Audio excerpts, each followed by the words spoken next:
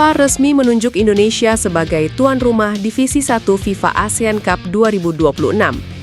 FIFA ASEAN Cup 2026 yang berlangsung pada FIFA Matchday September dan Oktober 2026 akan digelar dalam dua divisi. Tuan rumah Divisi 1 FIFA ASEAN Cup 2026 adalah Indonesia. Kamis malam WIB, Presiden FIFA Gianni Infantino akan mengumumkan format FIFA ASEAN Cup 2026. Menarik menanti format yang digunakan di FIFA ASEAN Cup 2026.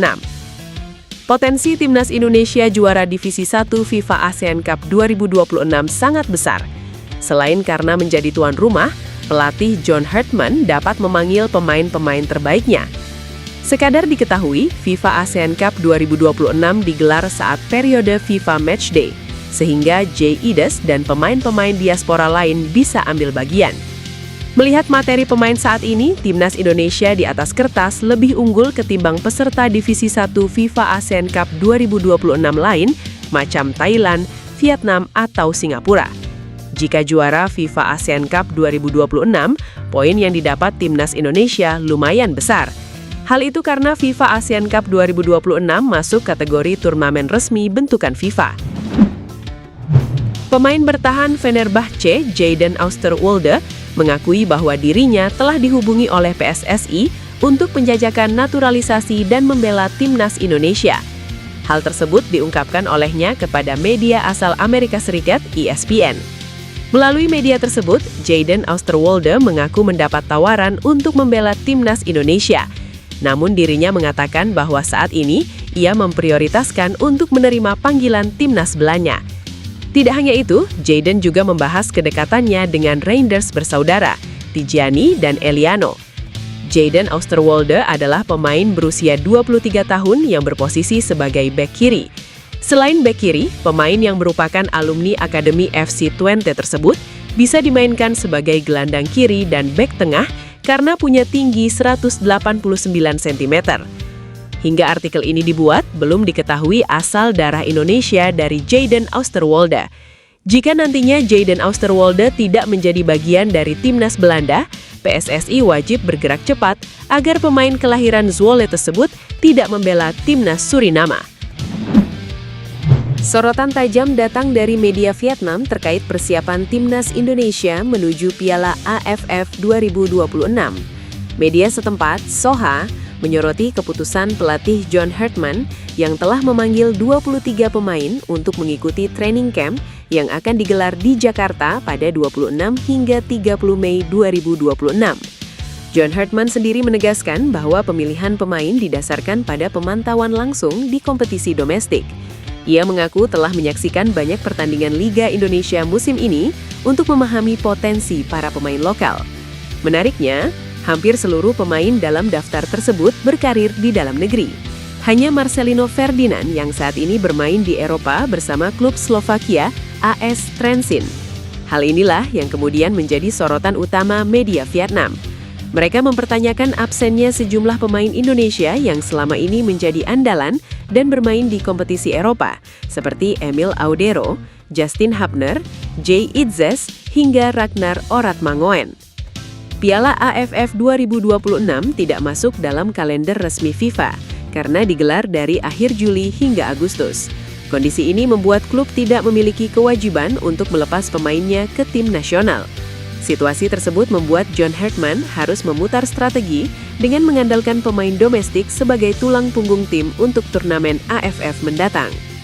Pelatih timnas Indonesia John Hartman dijamin bahagia saat ini, sebab calon penyerang naturalisasi Luke Vickery memiliki mimpi besar bersama skuad Garuda, yakni meloloskan timnas Indonesia ke Piala Dunia 2030. Luke Vickery yang memiliki darah Indonesia mengaku sudah berkomunikasi dengan pelatih timnas Indonesia John Hartman. Mantan pemain timnas Australia U19 ini pun takjub dengan visi John Hartman bersama skuad Garuda. Saya sudah kontak dengan John Hartman. Kami sudah berbicara beberapa kali dan saya menyukai visinya, kata Luke Vickery. Jika nantinya benar membela timnas Indonesia, Luke Vickery memiliki satu harapan. Ia ingin meloloskan timnas Indonesia ke Piala Dunia 2030. Dalam pola 3-4-3 racikan John Hartman, Luke Vickery akan sangat berguna bagi timnas Indonesia.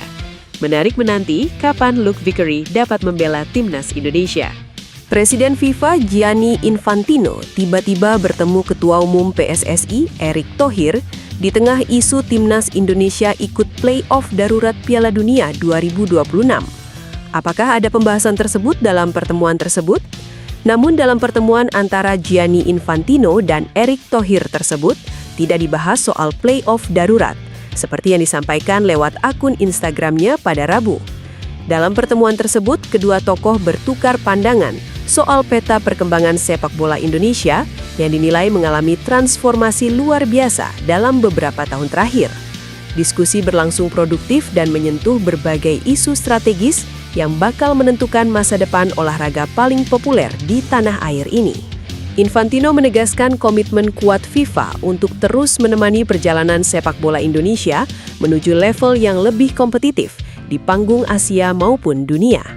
Ia secara khusus menyoroti 3 pilar utama yang menjadi fokus kerjasama antara FIFA dan PSSI ke depannya. Kolaborasi erat antara kedua pihak bahkan telah menghasilkan penandatanganan Host Country Agreement yang menjadi dasar resmi pembentukan kantor regional FIFA untuk Asia Tenggara dan Asia Timur di Jakarta, Indonesia. Dukungan FIFA melalui FIFA Forward Program juga telah menghasilkan pembangunan PSSI National Training Center dengan total pendanaan mencapai 5,4 juta dolar AS yang diperuntukkan bagi kebutuhan seluruh tim nasional Indonesia. Emil Audero kembali membuat bangga pecinta sepak bola Indonesia. Pemain yang berposisi sebagai kiper tersebut masuk dalam Team of the Week Liga Italia di pekan ke-34. Dipantau melalui akun Instagram resmi Serie A, Emil Audero mendapatkan rating 7.0. Rating tersebut didapatkannya saat bermain untuk Cremonese di laga kekalahan telak 0-4 melawan Napoli. Di laga tersebut, Emil Audero memang menunjukkan performa yang luar biasa sebagai seorang penjaga gawang. Melihat statistik permainannya dari FotMob, kiper timnas Indonesia tersebut berhasil melakukan 6 penyelamatan, meski gawangnya kebobolan 4 gol. Dari penyelamatan tersebut, Emil melakukan 1 penyelamatan penting. Kiper 29 tahun tersebut berhasil mengagalkan tendangan penalti gelandang Napoli, Scott McTominay. Di musim ini, Emil sudah 3 kali masuk dalam Team of the Week. Dia mendapatkannya pada laga melawan Hellas Verona, Genoa, termasuk menghadapi Napoli di pekan ke-34. Musim ini, Emil Audero menunjukkan peran vitalnya sebagai penjaga gawang. Hingga pekan ke-34, dia sudah melakukan 9 clean sheet serta kebobolan 44 gol. Pemain berdarah Indonesia Dean Zandbergen tampil memesona bersama klub VVV Venlo di kompetisi kasta kedua Belanda, Eerste Divisie. Striker berusia 24 tahun itu bukan hanya mencetak 1 gol, Zandbergen mencetak seluruh gol kemenangan Venlo atas SC Cambuur Jumat waktu setempat.